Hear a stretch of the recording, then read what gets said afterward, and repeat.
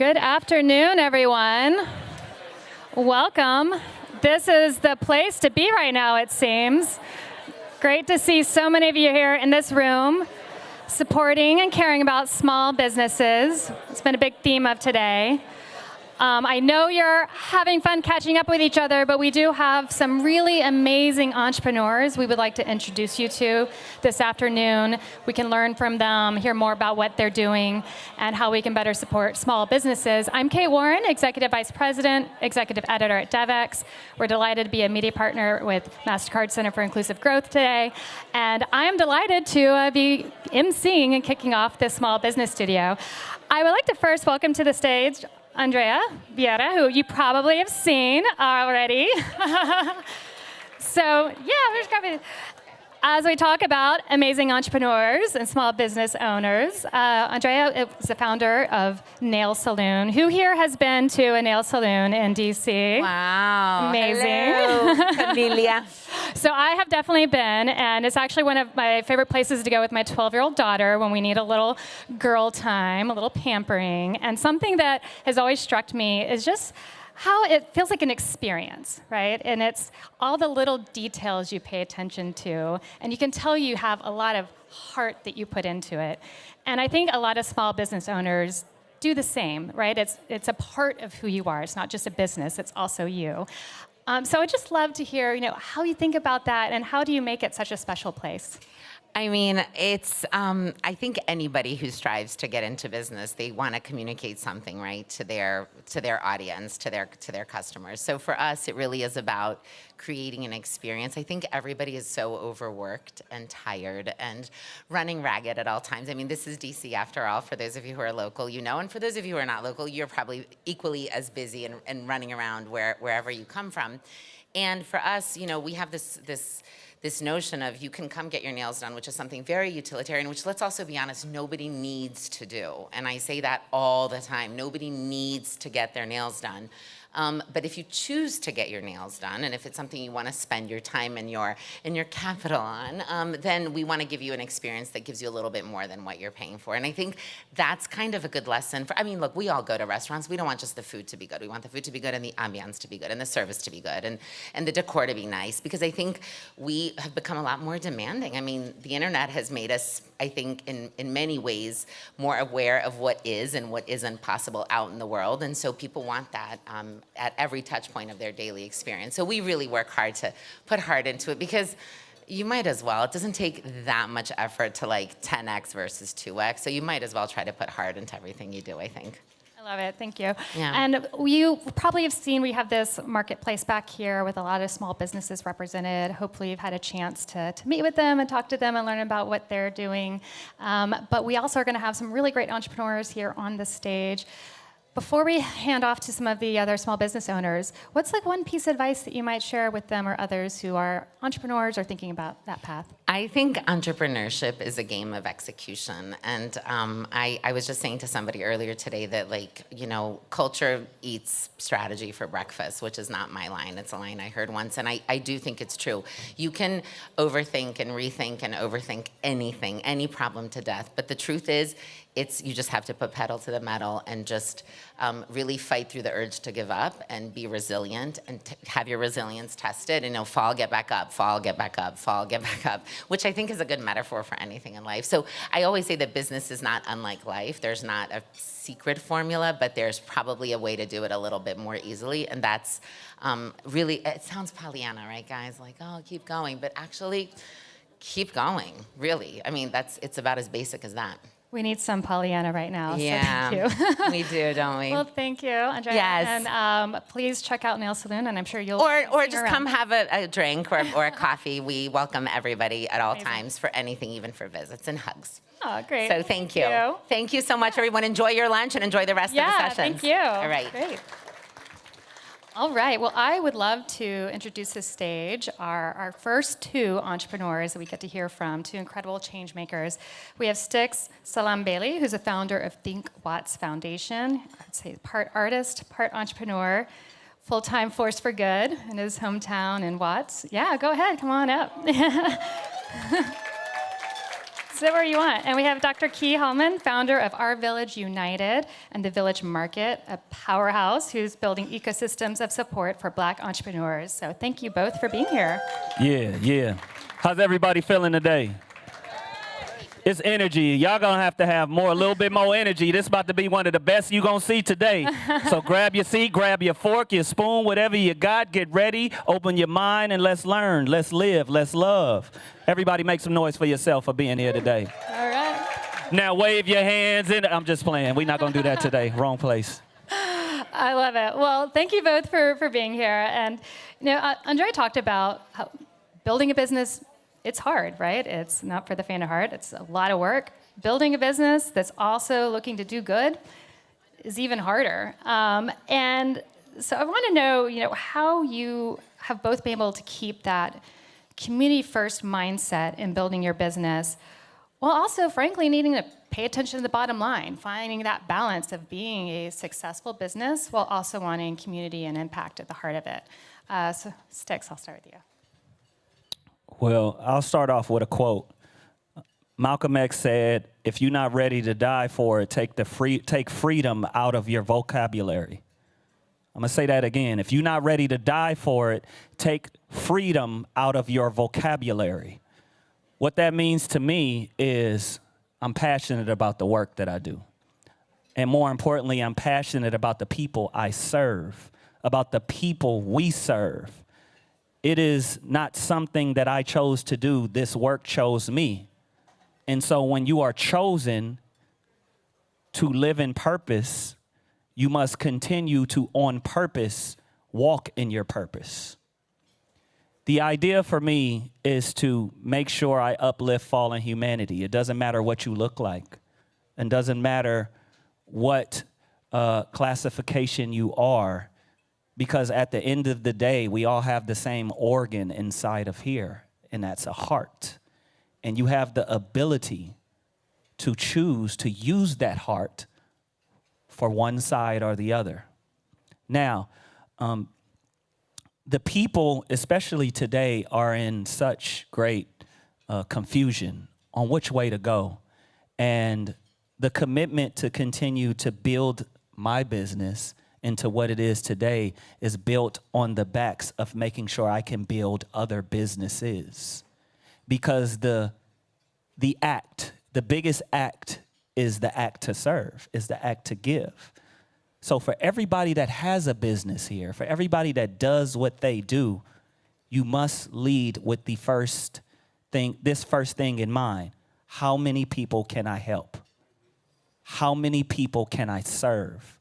How many people can I make better than myself? And the energy from the universe will only reciprocate back to you.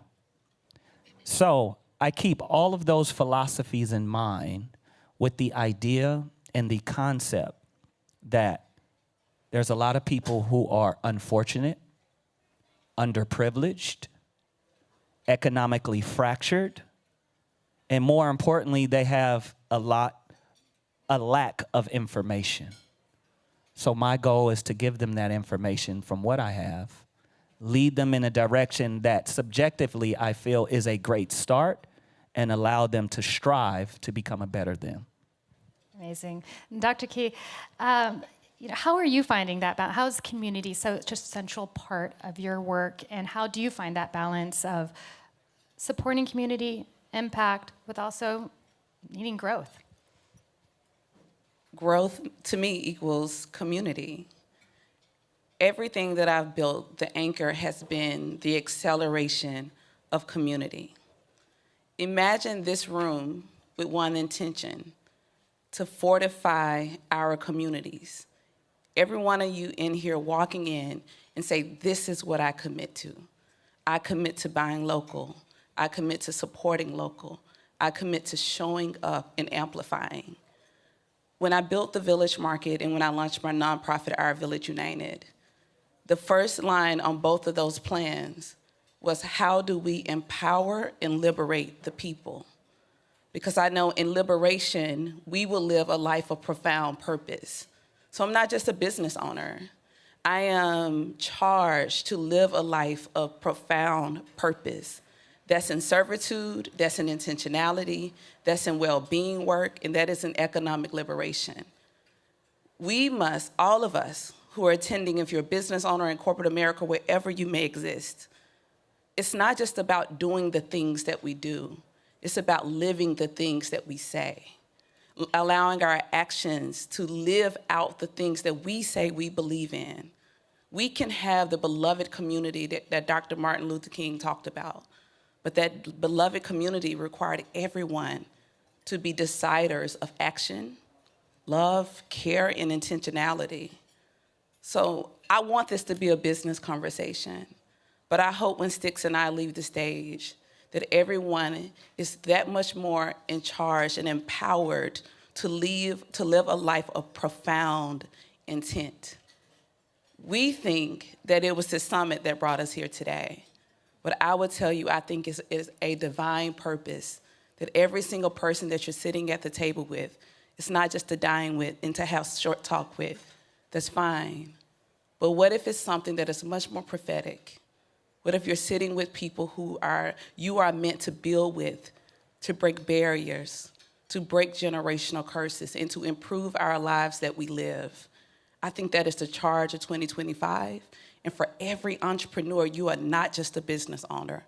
You can transform where you build. And you can be a safe house for every entrepreneur, every consumer that walks in your door. So think less about building a business and being a lighthouse for safety, economic mobility, product, and community. I told y'all. So that's all really beautifully well said. And when purpose is really driving your business, what are some of the challenges that you each face, and that those in the room, whether they are entrepreneurs themselves thinking about it or working and supporting entrepreneurs, what are some of those challenges that this community could help businesses like yours? Stix, you're up. So there are challenges. I want to reprogram everybody's mind and vocabulary. When you say something is hard, you manifest that into your life. Hard meaning unbreakable, meaning impossible to break in a sense. Challenging is the right word because challenges can be conquered and overcome. So remove the word hard out of your vocabulary and let's focus on challenges. So the challenges I face is how many people I can serve, right? Because I have a passion to truly change the world. I am, people would say, crazy enough to think that I can truly change the world.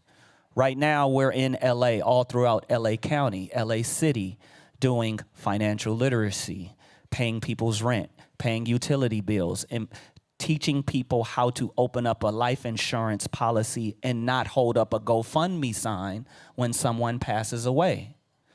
We have our small business builder that we do with Mastercard, where we've trained in 5 figures now businesses on accounting, social media marketing, cybersecurity, AI for your business. We've given out close to $1 million worth of grants and loans to help businesses kickstart. Now, outside of LA, and there's a plethora of other things, like we gave out Genesis SUVs to wildfire victims, over 100 Genesis SUVs for free. We gave out Toyota Mirais to combat climate. But see, the challenge for me is not what we're doing, it's how many people can I do it for? Right now, we've just planted a small footprint in Kenya, where we're helping women who have limited access to sanitary wipes. And we're distributing these products to Kenya. I want to be in India. I want to be in Russia. I want to be all over Africa. I want to be in Lancaster, California, Atlanta, Antarctica, if somebody need help over there. It's a little cold over there. I'm trying to bring a little bit of something now. But the challenge is how many people can I truly serve? Because again, back to the beginning of this conversation, what Dr. Key said, what I said, it's all about the purpose. This is our purpose. So the challenge is Will I be able to save the world? And if I don't, I guess we got to wait and see what happens. All right. Yeah, go ahead, Dr. Keith.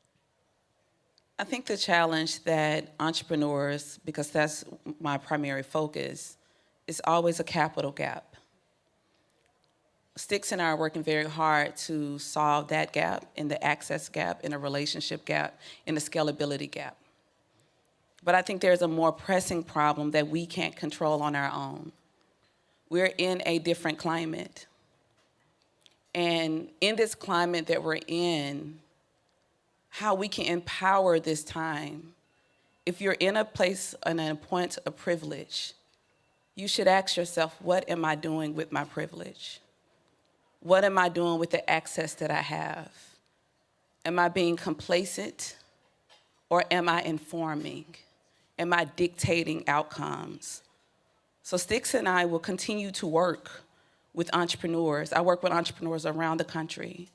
We have a collective wealth building model. From technical assistance, we deploy grants, we do a number of things. But there's a more pressing problem that while Stix and I are fighting every day to fight against it, we do need the people empowered to will your power for good, to know that you're in a position to not conform, to not sit back, to not turn a blind eye, but to see it, to not blink away, and to want to do something about it. Because if we strive to do something about these challenges and these hard moments, when we come back next year, our answer will be different. We will talk more about the outcomes and the things that we've been able to solve together. There will always be challenges. There will always be the hard things. But again, I think in 2025, I think we have to have a conversation with ourselves in our place and point of privilege to say, why am I really here? Why do I have the relationships that I have? Why do I have the access that I have? Why do I have the ingenuity that I have? And when you answer that question, it should be followed with, now what am I going to do about it? How will people's lives be changed because of the privilege that I have? Yes, great. Round of applause for that. So being an entrepreneur, it's not a 9-to-5 job, right? It's 24/7. Yes.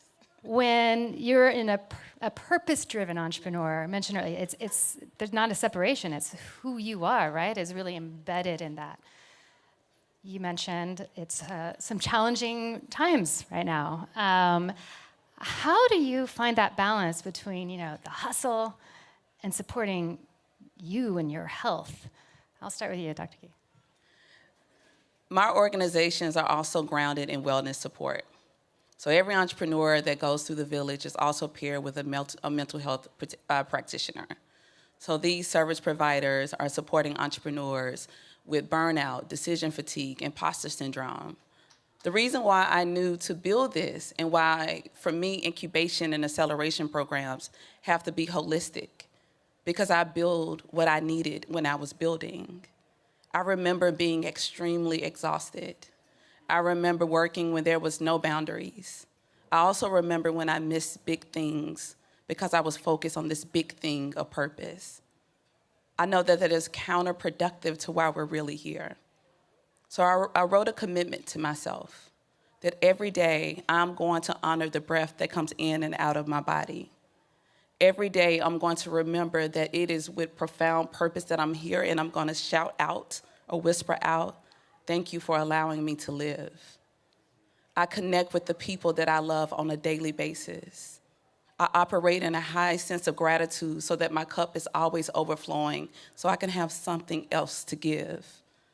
The reason why I made this commitment, because I also know that I'm a leader in the community. And while I want entrepreneurs to scale and for us to have economic liberation, I want the wealth to pour out from the soul first and overflow so we can be empowered people with capital, so we can be responsible for what we do. But how I'm able to do this is because I choose every single day to take care of my body, my mind, my spirit. I nurture myself with the words that I speak. I nurture myself with the things that I read. I nurture myself with the way that I love myself and the way that I love other people. And I empower entrepreneurs in the village to do the same. Amazing, thank you. Stix, how do you support yourself while also supporting your Listen to Dr. Key and read her book. She got a book out, by the way. You might want to go, you know what I mean? Good shameless plug. You can tell them exactly where to get it and how to get it. So in the beginning of our sessions, no matter what session it is, first we open with prayer, because the most important capital is spiritual capital. And if you have spiritual capital, you have all of the capital you need to invest in self and to pour it out and use your wealth wisely. Now, in this session, I did a study. I sat with a couple of individuals who are very in tune with self. And I found out, and it could be subjective or objective, depending on who you are and where you come from, that if you breathe, if you inhale 10 seconds through your nose, exhale 10 seconds through your mouth, and you do that 3 times, if we count that, that's 60 seconds. That means we took 3 deep breaths in 60 seconds. According to some scientists, that's how many times the world, the earth, the planet Earth breathes in 60 seconds. So if we do that at the beginning of our session, we slow our heart rate down and we become in tune with the earth. And once we are in tune with the earth, we then can process all information, ideas, and everything that encompasses the entire globe in 3 short breaths. So that is a mandatory requirement. For myself and my staff, and actually more for my staff, wellness is very key. Every single month, paid for, I send them to the masseuse. I send them to sit and talk with someone, to have a conversation about what they're going through personally. And I give them time for themselves that I pay for, because I am only as good as my team. I am only as healthy as everyone around me. And also, all of the information that I possess through reading, as Dr. Key mentioned, is injected back into everyone around me. Because again, you can tell a lot by a person by the people around them. So I make sure that I invest this energy into breathing, into communicating, into staying in tune with the spirit, so that my spirit capital is as wealthy as any wealthy individual in existence. Where can we all apply? That sounds great. Well, Stix, Dr. Key, thank you so much for your time. If you want to check out Dr. Key's book, it is available on the 2nd floor, and no promises, but maybe you might even be able to get a signed copy. No promises. But thank you both so much, and for sharing your stories and some inspiration with us right now. Just get the books. They don't have to buy the books. Oh, yeah, they're available free. You just grab a book. Free Amazing. books. And I don't Free have nothing books. free but handshakes and hugs, so I got that for you. All right, thank you both so much.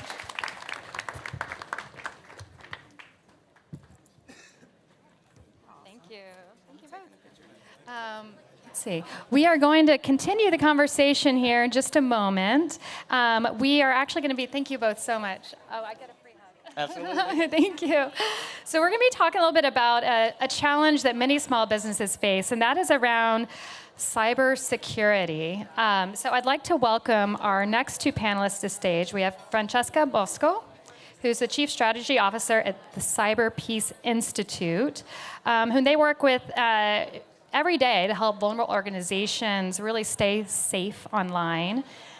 Thank you. Welcome, Francesca. And we have Jane Prokop, who's the EVP and Global Head of Small and Medium Enterprises at Mastercard, who's helping to lead one of the largest efforts to support small businesses in their cybersecurity. So thank you both for joining us in this small business studio. I think this is the buzziest room here right now, so it's exciting to see this much interest in our entrepreneurs. So I want to start on, I'd say cybersecurity is a big challenge for any business or organization. I think it can particularly be a challenge when you're a small business and you are strapped for resources.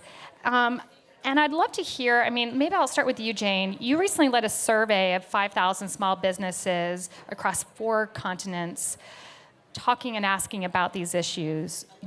What did you learn? Were there any surprises? Fantastic. Yes, we carried this survey out just a few months back. And what was really interesting for us was to figure out, how aware are small businesses? How subject are they to these risks? And what are the consequences, when they face them? So a few very surprising things came out, actually. One is that cyber attacks, we've known intuitively that smaller businesses are more vulnerable to cyber attacks because they have less in the way of IT infrastructure and IT knowledge, but we were surprised at how widespread they really are. So 46% of the respondents said that their current business had suffered at least one cyber attack.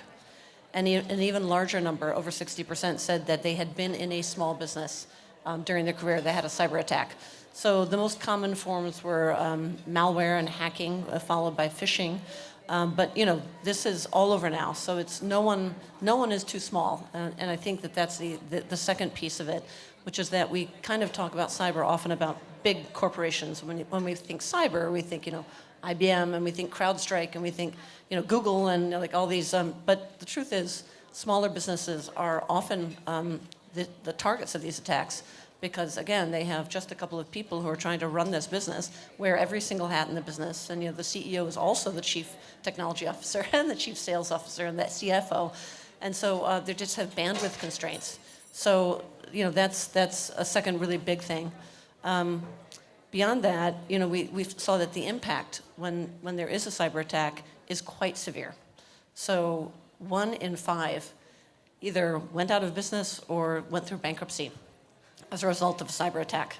So, these small businesses often live on the knife edge in terms of their, financial capacity and their cash flow buffer. And one attack can literally put them out of business. So, very serious matter. Yeah, and my understanding is that with AI tools, such as just getting more sophisticated and easier to even if it might seem like a very small attack in a small organization, it's easy for these bad actors to deploy that. Francesca, I'd love to hear Jane laid out a lot of the challenges that these small businesses face. What are you hearing, and what advice do you have for helping them approach these in a way that actually is right size and fits for their business? Thank you so much for the question. And indeed, it's great to follow Jane's presentation because we indeed see, I would say, a dramatic increase in the cyber threat targeting small businesses. And I think you very well pointed out how it's not just because they are high-value targets in themselves, but it's also because they're often the easiest entry points. Because as you very well said, maybe you have like 1 resource or 2 resources dealing with cyber or IT still. So they are an easy entry point into the broader ecosystem. At the Cyber Business, we work directly both with nonprofits and SMEs and what we call, I would say, under-resourced organizations, specifically to turn awareness into action by providing direct hands-on assistance and build sustainable capacity over time. So thank you so much for your question, because I would like to start by saying that the cybersecurity, it doesn't require perfection, it requires prioritization, especially in circumstances like small businesses where you need to prioritize resources, let's be honest. And I always say start with what we call the minimum viable cybersecurity posture. I know I'm not going to say sexy things, but they are vital. Think about enable multi-factor authentication on all key accounts like email, banking, customer, everything. Ensure automatic updates, for example, that they need to be turned on for devices and software, but also regularly backup. I know, again, not a sexy thing, but backup critical data, ideally both in the cloud and also offline. They aren't glamorous solutions, but again, they are high impact. And that's interesting what Jen was mentioning in terms of as well as, you have high stakes when it comes to the impact of cyber threats. Let's turn the tide and think about small solutions, according to your question, that can have a high impact on the lifeline of an organization. We've seen too many small businesses indeed going offline for weeks or shut down permanently, as you very well pointed out, because of a phishing link, basically, that just locked them out of their system. You don't need to be a cybersecurity expert. This is super important. I'm so glad that we're having this conversation here today, but you need a plan, indeed. And even just assigning one person to be your internal kind of like what we always call the security champion can make a real difference. So there are a lot of tools and technology out there, and it probably can be very overwhelming. There's a lot of maybe skepticism around which tools are really effective, particularly as a small business who is not as well resourced. How do you think about helping small businesses be able to figure out what are the right tools for them, and also just building that trust between the technology providers, between government and the small businesses when it comes to cybersecurity? Yeah, that's a great question, because what we saw in the survey is that there's a lot of confusion on the part of small business owners about where to go to find solutions. A lot of them think, hey, I need an expert. So they go and they try to find a cyber expert who may or may not be identifiable or available in their community. So one of the things that Mastercard really strives to do is to make solutions available at scale. So the idea is, find ways of getting solutions, and the key here is simplicity. Right? The solution has to be relevant, and it has to be very simple to implement. And if you can make that available through widely available channels at scale to entrepreneurs, that gets them on the first step. So the first step is understand your vulnerability, right? And Mastercard has a tool called My Cyber Risk, which has been made very easy to use and automated for small businesses. It's basically a way that anybody, without knowing anything about cybersecurity, can enter the URLs of their public-facing sites, and it goes and scans and says, here are the specific vulnerabilities that your sites have, and here's what we suggest you do to fix them. So they don't need to be experts in anything to do it, and I think that's one of the really key things, which is make it usable, and where possible, make it low cost. So. Yeah, and it's such a fast-moving space. I imagine, again, when you don't have a whole department that's thinking about this and staying on top of it every day, it feels even more overwhelming. Francesca, how do you advise on thinking about the different tools and technologies and where they make sense and can fit into different businesses? I like how you frame the question around the trust. Because I was reflecting on the fact that, we're here at the Inclusive Growth Summit, and to me, trust is a sort of like the currency of digital inclusive growth. And right now, let's face it, for several reasons, including the geopolitical situation, trust is in deficit. So among actors, but also in the global geopolitical ecosystem. Many small businesses, and thank you for mentioning the overwhelming factor, because they feel overwhelmed. And also they feel, I know it seems like a paradox that there is overwhelming on one side, but then there is underinformed on the other hand, because it's often too complex, it's perceived as too complex. And there's not, let's say, a lack of cybersecurity tools, according to your question, but I think there's a lack of sort of like human-centered guidance. And I think I'm thinking about I see some sort of like three gaps that still need to be breached. One is representation. So you very well pointed out, most cybersecurity policies are not designed with small, medium businesses in mind. So what I see, and I'm a strong advocate for this, we need policymakers, legislators, regulators, not only to consult with the small businesses, it's my personal battle. I want them to co-design solutions. It's not just enough to tokenize, let's say, the representation of small businesses or under-resourced organizations saying, I consulted with them, ticking the box. So So co-design is one thing. The other thing is accessible tools. So there are some very good solutions, and I would say Mastercard is champion in this, but vendors must design the solutions and tools that are simple, affordable, but also tailored for sort of like low-resourced environment. And I'm mentioning this because it's not just about the pay part, but it's also about the ability to use those solutions. So this is why they need to be designed with, I don't know, multilingual support, flat fee pricing models, and so on and so forth. And then also you need to have some sort of like a community-based trust brokers in a way. And that's where partnership matters. And this is why, for example, also Mastercard Works is so important, because when you work with organizations like, I'm thinking like the Chamber of Commerce, nonprofit, trusted service providers, you need to share resources. And this is, I mean, still a gap that I see happening. And then I think there's, and just to finish, there is a sort of like shift that needs to happen more at the mindset level. First of all, speak human and non-technical. Let's face it, I mean, not all small businesses are cyber savvy, and so they don't want jargon. They need to understand what's the one step that I can take today not to lose my client data tomorrow. So basic stuff. Second is build an ecosystem of support, and this is why I mentioned the various actors, because too often, and I spent all my life in cybersecurity, one of the big mistakes that we did as a cybersecurity community was to create the silos in a way, because it was too technical, because it was too complex, because it requires special skills or something like that. No, it's not true. I mean, cybersecurity is an enabler, even more so for small businesses. And then the last part is, I know, pain point, but ensure accountability.